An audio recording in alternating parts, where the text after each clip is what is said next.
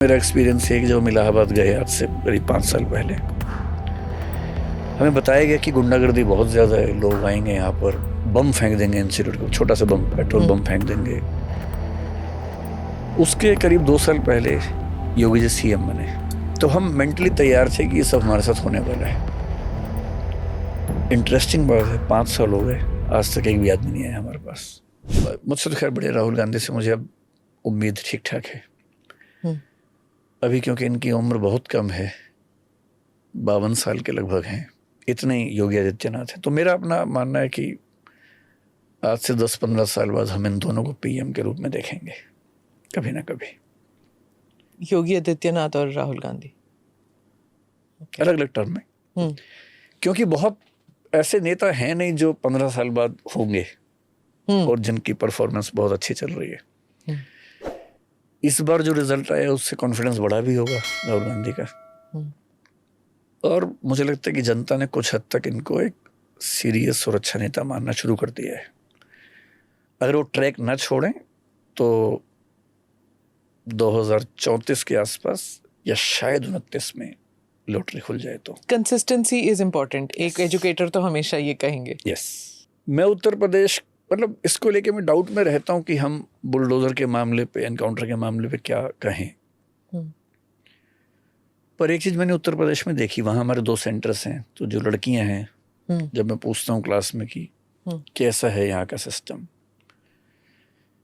तो 1-2 बार कुछ बच्चों ने ये कहा कि सर अब हमें शाम के बाद बाहर निकलने में डर नहीं लगता। अब मैं वहाँ रहता नहीं तो मुझे बहुत ग्राउंड रियलिटीज नहीं पता, लेकिन अगर ऐसा है, एक तो मेरा एक्सपीरियंस है कि जब हम इलाहाबाद गए आज से करीब 5 साल पहले, हमें बताया गया कि गुंडागर्दी बहुत ज़्यादा है, लोग आएंगे यहाँ पर बम फेंक देंगे, इंस्टीट्यूट को छोटा सा बम, पेट्रोल बम फेंक देंगे। उसके करीब 2 साल पहले योगी जी सीएम बने, तो हम मेंटली तैयार थे कि ये सब हमारे साथ होने वाला है। इंटरेस्टिंग बात है, 5 साल हो गए, आज तक एक भी आदमी नहीं आया हमारे पास। हमें पुलिस से बातें नहीं करनी पड़ी कभी। तो कानून व्यवस्था के मामले में कोचिंग इंस्टीट्यूट पे क्यों बम फेंकेंगे? कंपटीशन फीस कम करने के लिए, या जो छात्र नेता हैं उनकी पावर बनी रहे, वो जिसको बोले फ्री में पढ़ाएं, तो जो ना माने उसे बम फेंक देंगे। इस तरह के इंसिडेंट सुनने से कि होते हैं, हुआ नहीं। तो मैंने पूछा कि हमारे साथ नहीं हुआ या अब नहीं होता है, तो पता लगा कि अब नहीं होता है। तो ये तो है कि कानून व्यवस्था के मामले में मेरा अपना परसेप्शन है कि चीज़ें काफ़ी दुरुस्त हुई हैं। डेवलपमेंट में, एविएशन में, सड़कों में, एक्सप्रेसवे में डेवलपमेंट दिखता है, लेकिन बाकी कुछ मामलों में ऑब्जेक्शंस होने ही चाहिए, मुझे भी हैं। वो करेक्शंस 2024 के इलेक्शन में लोगों ने बता दिया कि करेक्शंस आपने करने हैं। आई थिंक मुझे नहीं पता कि जनता ने उसी बारे में बताया, किस बारे में बताया, लेकिन मेरा अपना ख्याल है कि सिग्नल बहुत तो बड़े नेता को थोड़ा सा लिबरल होना बेहतर होता है। हालांकि वो उनका स्वभाव अलग है, क्योंकि उनका बड़ा नेता होना ही उसी स्वभाव पर टिका हुआ है, वो उनकी यूएसपी है। तो मेरा सुझाव तो उनके लिए बहुत अनुकूल शायद नहीं है, लेकिन मुझे लगता है कि छोड़िए, मेरा भाव आप समझ गए कहना चाह रहा हूं। संविधान बदल देंगे वाला मसला जब चला था, ये अयोध्या से शुरू हुआ था ये मसला। जो वहाँ के उम्मीदवार थे लल्लू सिंह, शायद सबसे पहले उन्होंने ये बात कही थी कि संविधान बदलेंगे। वो भारी पड़ा, बहुत भारी पड़ा वो तो। और अब इस इलेक्शन के बाद प्रॉबेबली ये पहला इलेक्शन होगा जहाँ पर सोशल मीडिया ने, मतलब हमने सोचा था कि इससे पहले वाला इलेक्शन जो है 2019 का, सोशल मीडिया ने बहुत इंपॉर्टेंट रोल प्ले किया था। 2014 के बारे में कहा जाता था कि बीजेपी जो है उसने काफ़ी सारे सीट्स सिर्फ सोशल मीडिया के बलबूते जीते थे, बिकॉज उस time social media was the only Avenue available for mister Modi, क्योंकि ट्रेडिशनल मीडिया ने लिटरली मोदी जी को दरकिनार किया हुआ था। 2014 का वो था। 2019 में सोशल मीडिया का बहुत अहम रोल था, लेकिन 2024 में एक अयोध्या, फैज़ाबाद का वहाँ से जो बात चली वो आग की तरह फैली पूरे देश में।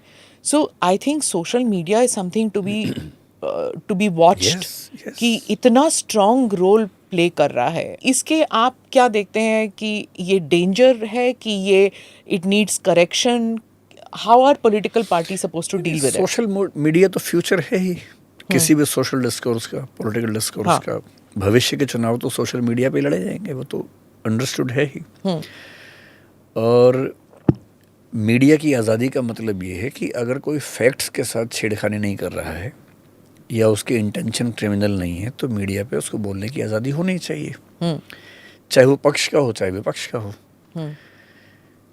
इस बार जो संविधान बदल देंगे वाला मतलब नारा कहें, जुमला कहें, बातचीत कहें जो चली, उससे ये मैसेज कन्वे हुआ कि रिजर्वेशन खत्म होगा। हालांकि ये बात शायद थी नहीं, और बीजेपी ने बार बार कही कि ऐसा कुछ नहीं होगा, पर पॉलिटिक्स तो परसेप्शन पे चलती है। अगर एक आम आदमी के मन में ये परसेप्शन बैठ गया कि रिजर्वेशन खत्म कर देंगे लोग, आरक्षण हटा देंगे, संविधान बदल देंगे। अच्छा, संविधान कैसे बदला जाता है जनता को ना पता है ना उसको रुचि है। संविधान बदलने के लिए 400 सीटें चाहिए ही नहीं, 355 ही काफ़ी हैं उसके लिए, तो वो तो सामान्य सी बात थी। परसेप्शन पे पॉलिटिक्स चलती है, और ये परसेप्शन ठीक ठाक, कम से कम उत्तर प्रदेश में तो ठीक से बना परसेप्शन।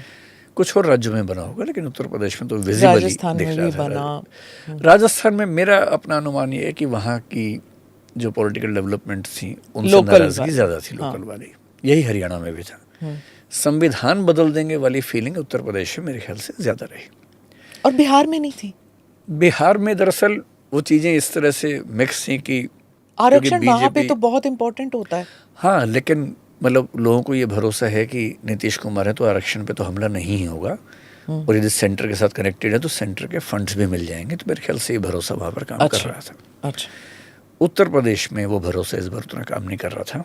और अगर आप थोड़ा सा वहाँ की डेमोग्राफी को देखें तो बात समझ में आए। जैसे अयोध्या को लेकर लोग कहते हैं कि ऐसा कैसे हो गया, मंदिर बना वहाँ ऐसा, हालांकि फैजाबाद एनीवे सीट तो फैजाबाद है ना, उसमें से 5 में से एक हिस्सा अयोध्या का है, सीट तो फैजाबाद है।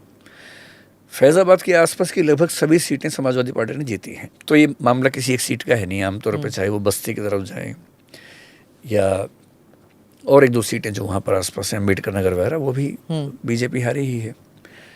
अब वहाँ का डेमोग्राफिक अगर इंडेक्स देखें, अगर मैं ठीक याद कर पा रहा हूँ, वहाँ ओबीसी 22% हैं, दलित 21% हैं, मुस्लिम 18% हैं, तीनों मिला के 61% हो जाते हैं, 60 के आसपास हैं।